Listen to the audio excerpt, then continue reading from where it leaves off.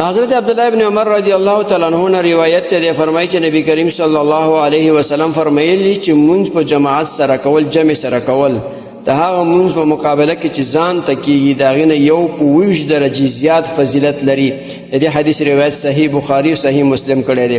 محترم مسلمانانو ورونو، لکه څنګه چې موږ تاسو په دنیا کې د مادي دنیا او څیزونو کې دا غواړو چې یو شی زیات په هغې خوشحالیږو، زیات ګټه پکې په هغې خوشحالیږو، نو زیاته فایده پکې په هغې خوشحالیږو. نو په کار ده چې اخروي لحاظ سره په هغه اعمال چې هغه آخرت سره تعلق لري په هغې کې په هغه اعمال خوشحاله شو چې هغه د الله په نسبت باندې زیات ثواب لري. لہذا مونږ ځان ته کول دا یو ثواب دی، او یو په جمع سره کول یو په 20 درجې ثواب زیات دی. اوس دا یوه درجه د الله په نسبت څومره دی، 20 درجې څومره دی، خو الله ته معلومات دی.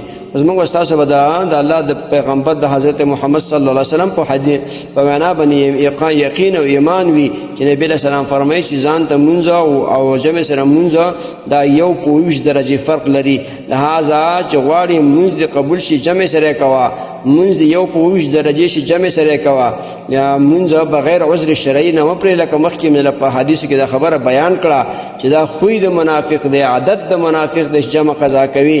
لہذا سهار مونځ کې او د ماخوستن مونځ کې خو ډېر کوشش کوئ چې مونځ جمع سره ادا کړي. دا نور مونځونه خو بیا هم سړی کله ماسپښین او مازدیګر ماښام جمع ته ځي، خو اکثره خلک د ماخوستن د جمع نه او د سهار د جمع نه ځان محروموي، او دغه سهار جمع کې شرکت نه کول، د ماخوستن جمع کې شرکت نه کول. مخکې مې د حدیثونه بیان کړي دي. دا په هغه زمانه کې خوی د منافقو، عادت د منافقو. هغه کسانو به د سهار جمع کې شرکت نه کولو، د ماخوستن جمع کې به شرکت نه کولو، چې د هغوی منافقت به صریح معلوم و، هر چا به پېژندل چې دا منافقین دي.